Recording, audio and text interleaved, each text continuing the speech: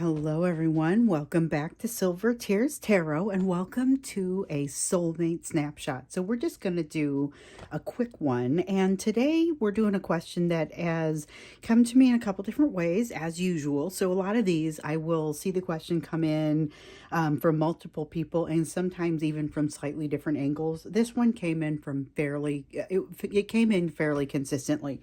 And the question was really, how do I handle it if something comes in as an opportunity with my person, but it doesn't feel like this is an opportunity that I should take?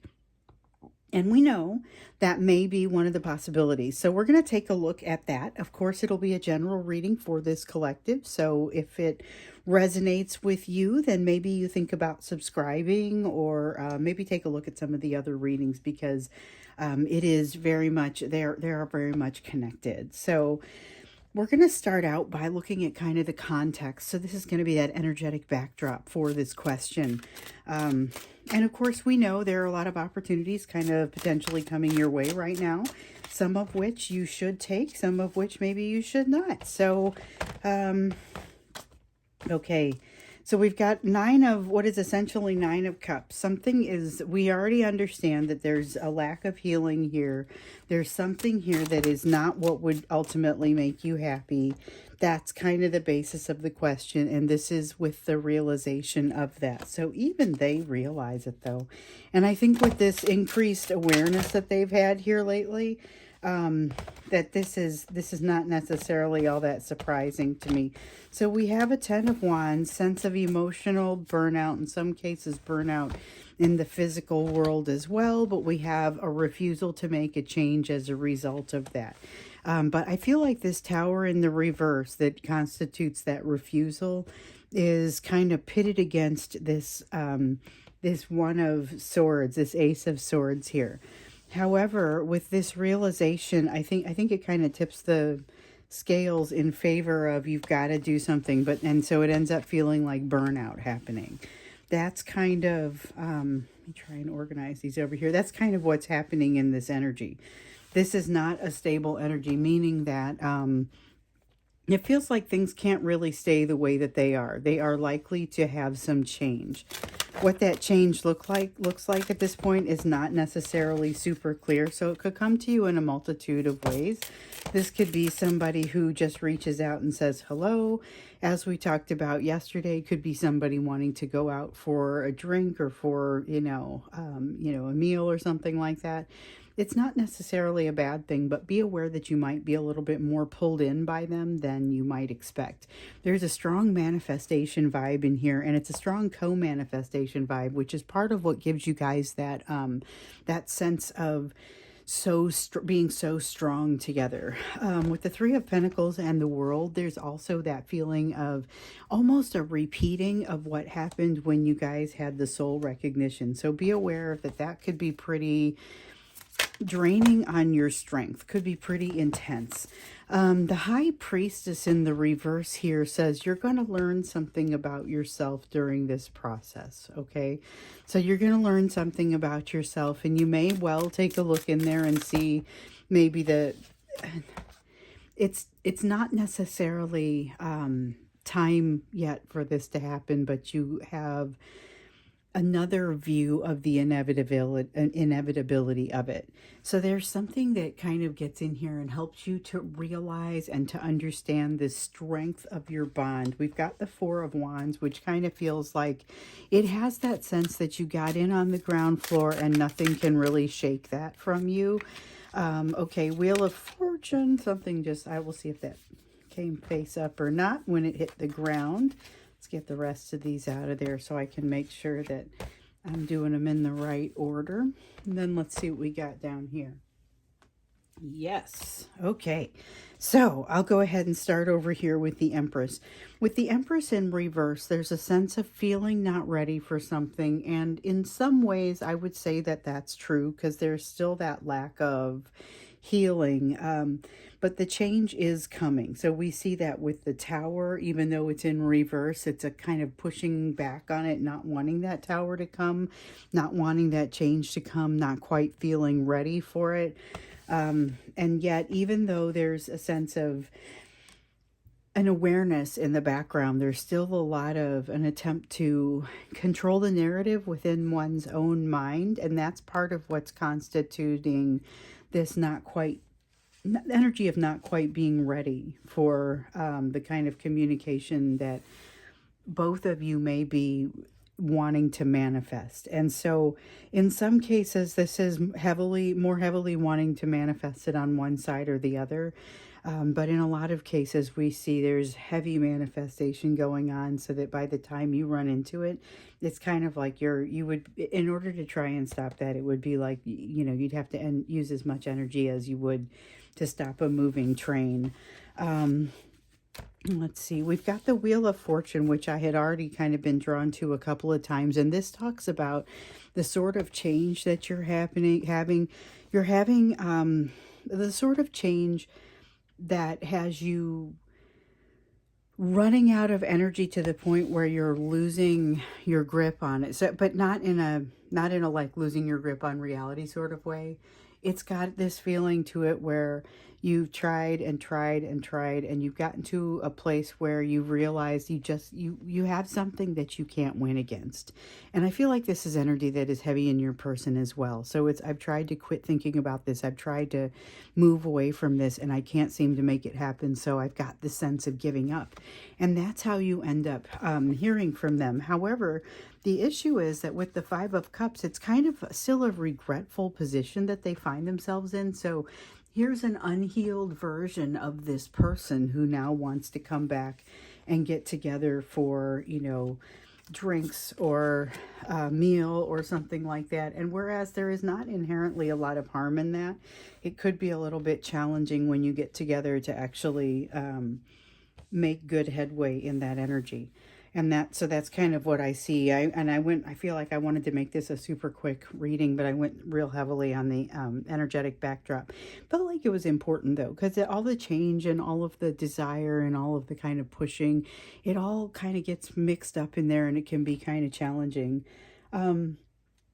Let's take a look then at, maybe we'll kind of go a little bit more deeply into what is happening here, but we want to we're going to mix in these two piles. So we're going to do what else is happening, but what is the advice for you as far as where you should be focusing and what you should be doing to handle this if something is coming in as an opportunity with your person, because this is very assuming that opportunity is coming in. Kind of has a strong sense of a lot of you who, particularly those who haven't had any kind of communication or haven't reached out.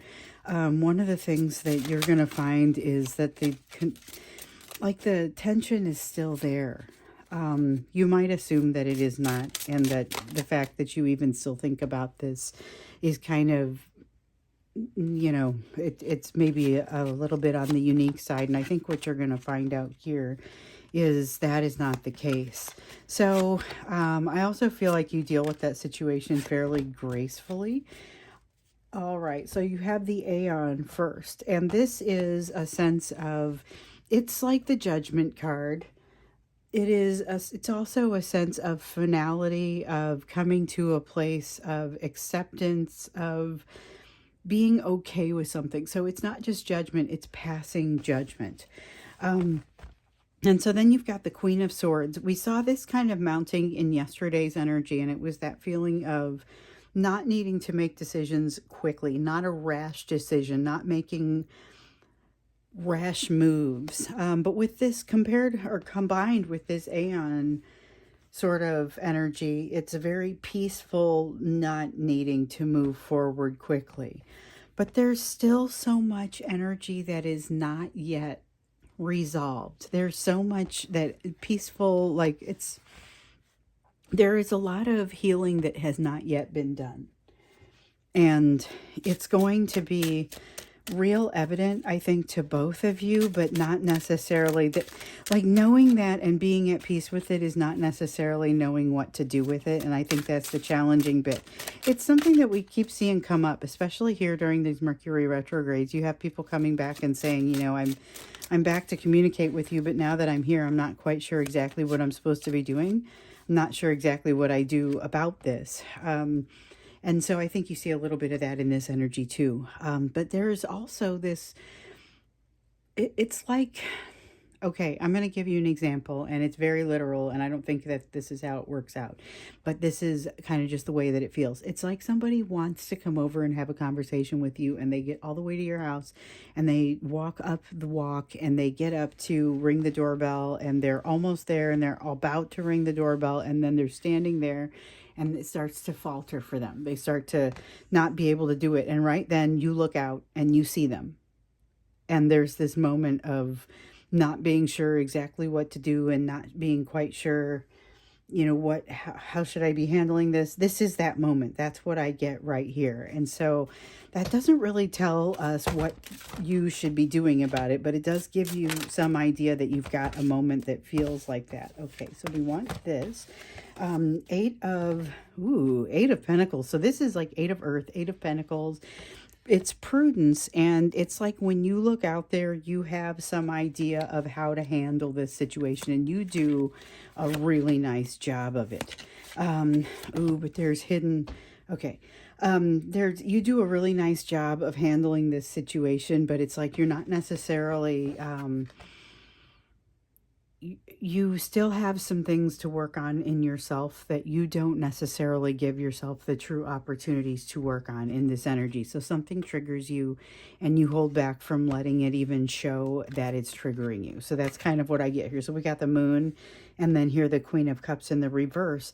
And it's something that gets you, but it's like you don't necessarily expect something like that to be coming. So we saw a little bit of something like that in yesterday's reading, where there was this feeling of like being overly, like more impressed than you expected to be, and be like, oh, whoa, this was maybe a little bit more intensive. I thought I was going to be able to make shorter work of this. I thought I was farther along. And I feel like you do well with it. I just feel like it feels more awkward. And like we saw yesterday, it feels more awkward to you than it looks to the outside observer. So you've got the Six of Swords. Okay. You have that ability to slow down time in this. You have the ability to kind of slow down time, like when you are getting in a car accident. And I know that is terrible, but like you're falling or something like that, and everything slows down a little bit. You have the ability to do that. It's easier. I feel like it's easier to do that during, at will, if you meditate on a regular basis. And that is kind of how I manage that energy. But this is you doing that. This is you, as you're observing this, being able to kind of pull it apart a little bit in the moment and say, oh, I see what I'm doing, why I'm making the decisions that I'm making. Now, it doesn't necessarily mean everything is easy for you. And again, it may look better than it feels like it looks, but this is kind of confirmation that it's going to be fine. It's that you are going to be successful in this, and you're moving toward, oh my goodness, you got a star and the sun. You're moving toward both your happiness and what you would view as your destiny, or what you would refer to as your destiny. Now, you do have some fairly significant change coming in here, and some fairly significant fear being, okay, and we don't want this, fear being triggered. So let's look at that for a moment. I feel like the fear is being triggered along with that Queen of Cups feeling. But with this, you're almost on a roll already with the Death card and the movement energy. You're being triggered and yet being kind of catapulted into a place that's incredibly positive.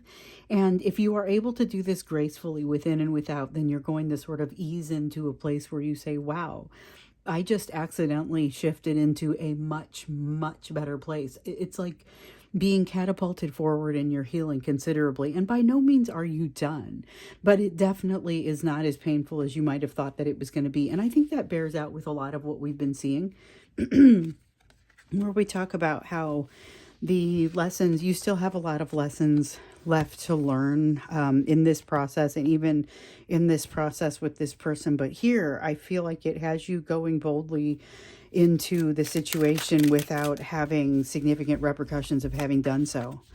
But with the Knight of Cups, so we know that you have you're kind of experiencing a leveling up in communication. This is potentially going to be a test of that. And there's a sense of, again, that feeling of not not being able to, okay, so when I say that you have this peace and you have this passing of judgment, there's also this feeling of things happening relatively quickly. And so it takes you a little bit to get to this place where you realize, you know what, I really am doing okay. Especially once you factor in this piece where you're ending up being triggered, you're going to figure out this is nowhere near as significant as the hurt, the pain that that you have already experienced, but it takes you a little while to get to that point. I would just say allow yourself to roll with it, allow yourself to slow down time. Try not to make any knee-jerk reactions. So you have that feeling of not needing to make knee-jerk reactions and being able to not make the quick decisions. However, there is still, remember I mentioned that the fear comes in, and with the Knight of Swords, I see, well, the Knight of Swords, Knight of Cups, and even with the Judgment card, that's a sense of some of that fear coming in. There is maybe a feeling like you're going to want to pull back on the reins. So this is advising you not to do that, even though it may feel like there's a lot of intensity coming in kind of at you. Don't pull back on the reins too tightly. Don't make any sudden moves. You're in the process of making a shift. Slowing down is okay, but stopping and making sudden stops is not going to be super helpful. You're just going to have to get up the you're going to have to get up the momentum again. Here's the thing though. It's like your tires are definitely good enough to make this turn without slowing down too much. And you've done the work inside that really needs to be done, that helps to improve that that self-worth work, that helps you to be able to navigate a situation like this. I feel like it starts out a little bit rocky, but then you're able to make it move forward, and with some idea of how you move forward toward your happiness. There's like you're being encouraged to follow your ability to do that, even though at this point you may not feel like you have a ton of that ability. What you're going to discover is that you are not currently in a place that makes you super happy about things. We see that over here as well, but this is you recognizing it and then recognizing that you are the one that can stand to do something more beneficial about it, that you are the one who has actually already begun investing in yourself in the necessary ways. I feel like that's super important. Investing in yourself in the necessary ways and knowing that you have done so. But here with the Two of Wands, it's again a tendency to this just basically says, once again, follow your gut. Okay, so you're going to get triggered if you end up interacting with this person. We see that over here. We also see that you bounce back from it relatively quickly, and you're able to use this as kind of a springboard toward moving towards something very positive in your own healing. But you may still, with the Lovers in reverse here, still feel very much like you don't have control over your outcome, because it feels like you may be considering your outcome with this person to weigh too heavily into what you consider important things to control. So there may be other places where you're really excelling and doing incredibly well, but you're not as focused on those because you're more focused on what isn't going well in a place where you are given fewer choices. So this is a matter of being able to bounce back from that, being able to utilize this strength that you have gained across the course of this process, and being able to once again, and we're getting this again, redirect some of this energy to where you are not necessarily looking away. In fact, it's like, okay, so we definitely want this one. You don't want to direct your energy completely away from this person, because so that's not what the recommendation is. It is really to redirect part of it. So you don't turn your back on them. You just sort of shift so that you also have more of a range. Then you're utilizing part of the energy that is coming from the union with this person to be able to move into this more passionate place. It's not just redirecting some of your energy. It's actually like taking it and reflecting some of it, reflecting that love that you feel back out into the world. But you're very much in the process of figuring this out. So with the Six of Wands, it's got that sense of still figuring it out, still got to listen. That's the words that want to come here to mind. You still got to listen to what's possible. So you have the Three of Wands. It seems like you've already set something into motion. And with the Two of Swords, you've already made a decision that pushes you in a direction that is going to benefit somebody more than yourself. It's like not beyond your, I mean, it is also somebody beyond yourself, but it's going to get way beyond you as far as what you're doing. You may be surprised later on to find out that something you said went way beyond where you thought that it went, and helped more people than you realized, or had a greater impact than you realized. It's that sort of energy. So this is really about not just taking the experience that happens here. If this person should happen to open up to you, provide an opportunity to you, it's not necessarily saying absolutely not turning your back on them, but it's finding some way to use it and kind of allow it to reflect out in an incredibly positive and healthy way, okay, that helps to kind of reflect and refract that energy into a place that's positive, but does you as little harm and damage as possible. Also taking into consideration what we were seeing yesterday with regard to that blossoming in communication that you've got going on. We do see that there might be some challenges in there with that, but that's to be expected. You were told to try and be as diplomatic as possible, because that's going to be how you are able to ease things into the best possible place. And I feel like this is where, if you have that opportunity, this is something that you can do. But I feel like this is very much a wait for them to contact you so that you can put this into play, because this is an opportunity coming your way rather than you coming to the opportunity. So I'm going to go ahead and stop there with the soulmate snapshot. Tomorrow we'll take a quick look at what's happening with that full moon as far as that energy for soulmates, and we'll go from there. So thanks for being with me today, and I look forward to seeing you again tomorrow.